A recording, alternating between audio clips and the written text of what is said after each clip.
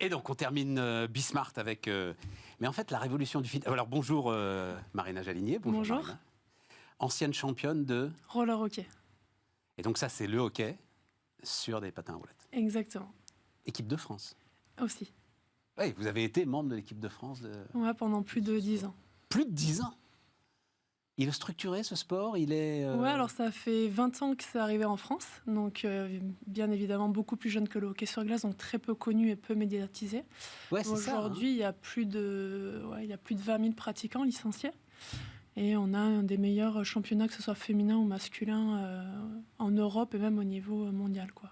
Et parce que le hockey sur glace, c'est quand même très spectaculaire en termes de contact et d'impact. C'est vrai. Et c'est un peu pareil en championnat de France, non. Au championnat du monde, il laisse un tout petit peu plus jouer. On peut y aller avec l'épaule, c'est bien plus engagé, mais c'est pas autant que le hockey sur glace quand même. On est moins couvert, donc vaut mieux moins pas. Couvert, ouais.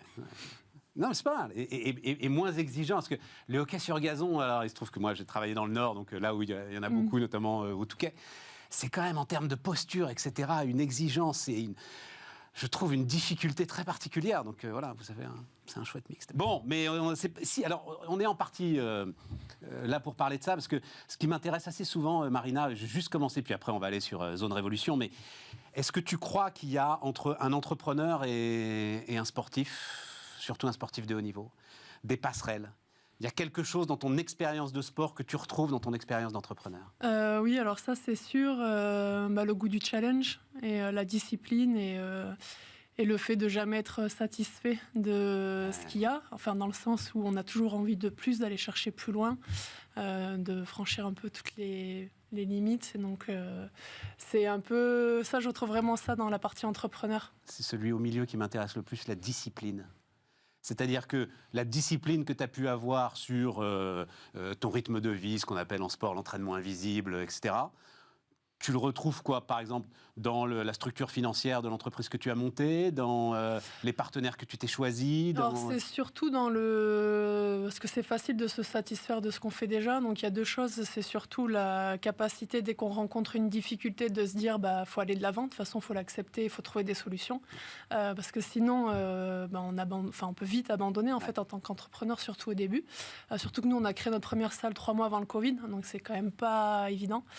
Et donc avec mon associé qui était lui aussi sportif de haut niveau dans le même sport, c'est vraiment donc Johan Jalinier. C'est vraiment une force qu'on a tous les deux, de se dire on prend ça dans la tête, c'est pas grave, quelles sont les solutions tout de suite, sans se laisser 2 semaines, 3 semaines, 1 mois ou plus.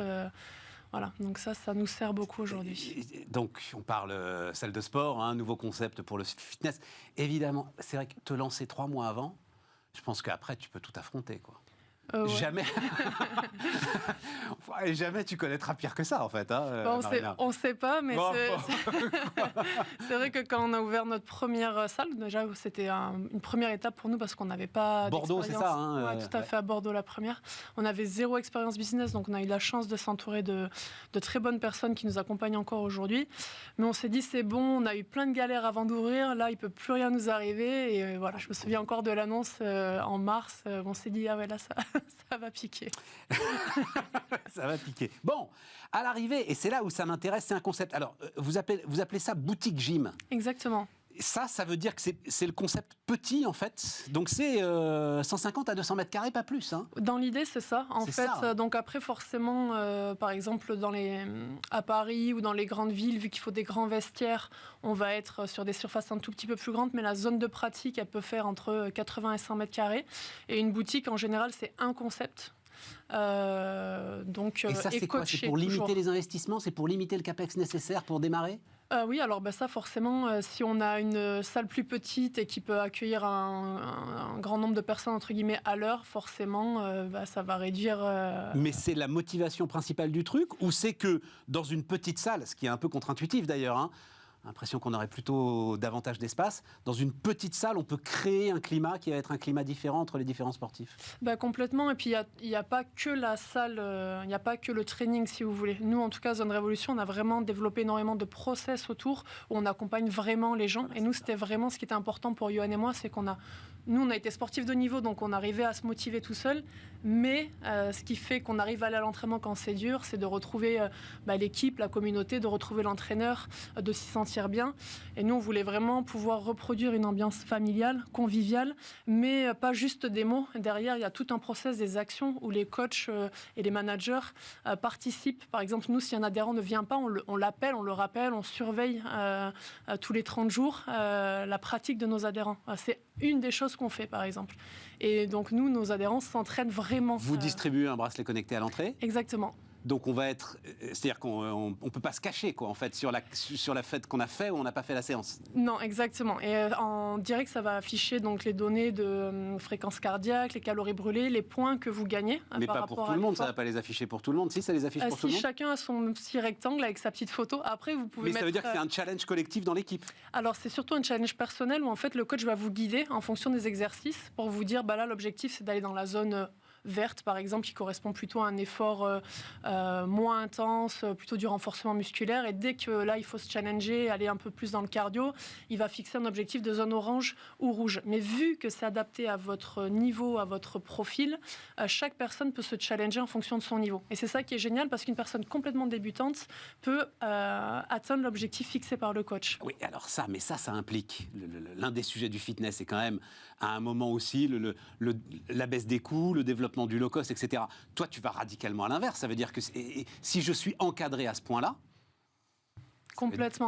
En fait, forcément, ça me coûte plus cher que si je ne le suis pas, on est d'accord. Tout à fait. C'est pour ça que les prix d'abonnement ne sont pas les mêmes non plus. Parce que quand on met vraiment du coaching, un suivi derrière, on fait énormément d'événements au sein de notre club. Mais les adhérents, aujourd'hui, ça arrive de plus en plus à Paris, un petit peu plus en province. Ils sont prêts à payer ce prix-là parce qu'ils s'engagent à l'année, pour certains. Parce que nous, on a fréquenté toute notre vie le fitness traditionnel, ça nous allait très bien, on savait quoi faire sur les machines. Mais la vérité, c'est qu'il y a énormément de personnes qui ne savent pas quoi faire aujourd'hui. Et donc, souvent, elles s'abonnent dans une elles ne savent pas quoi faire, elles y vont pas. On connaît c'est la base du modèle économique des salles de sport. Voilà, donc on connaît tous quelqu'un dans notre entourage ou plus qui en fait ça. Et nous là, on va à l'inverse de ça. Les gens ils viennent s'entraîner et voilà, ils paient la prestation en face. Dernier point, ça va vite, mais en même temps super intéressant. Donc moi, développement en franchise. Oui. Et il y a aujourd'hui, après tout ce que le secteur a traversé, il y a aujourd'hui des gens qui sont prêts à prendre le risque. Oui, alors aujourd'hui, on faire confiance à ton concept. Complètement. On a déjà 7 clubs, on a quand même signé 5 franchises durant le Covid, parce qu'on savait aussi que pour s'en sortir, il fallait que... Mais les entrepreneurs, c'est dingue. Pendant le Covid, des gars ont dit ouais, je vais y aller parce qu'on va en sortir. Parce qu'ils ont cru au concept et c'était aussi bienveillant dans le sens où ils ont aussi voulu donner un coup de pouce parce qu'ils sentaient qu'il y avait vraiment quelque chose de différenciant et qu'ils se sont dit à la sortie du Covid, c'est sûr, ça va cartonner. Ultra différenciant. Alors, on n'a pas le temps d'en parler, j'aurais dû prendre plus de temps, mais ultra différenciant, c'est-à-dire cette idée que tu arrives à n'importe quelle heure, que tu prends un cycle, c'est ce que j'ai compris. Complètement. Tu prends un cycle d'entraînement dans lequel tu rentres avec un coach. Exactement. Toutes les 3 minutes, il y a un départ, il y a des plages horaires très très larges. Donc là, il n'y a pas d'histoire de timing, de rendez-vous, je vais être en retard, j'arrive à l'heure que je veux, il y a un départ toutes les 3 minutes, je rentre, il y a mon coach qui me check au début, et puis je démarre la séance. Il y a déjà des gens qui sont en train de s'entraîner, ce qui permet aussi l'aspect communautaire. Et si je viens pas, j'ai un SMS ou un coup de fil? Oui, on vérifie au bout de 30 jours, on n'harcèle pas les gens. T'étais où? Bon, merci Marina. Merci. On se reverra, on parlera un peu plus longtemps quand il y aura plus de développement et on verra comment ça se passe. Merci à vous tous de nous avoir suivis. C'était Bismart et évidemment, on se retrouve demain.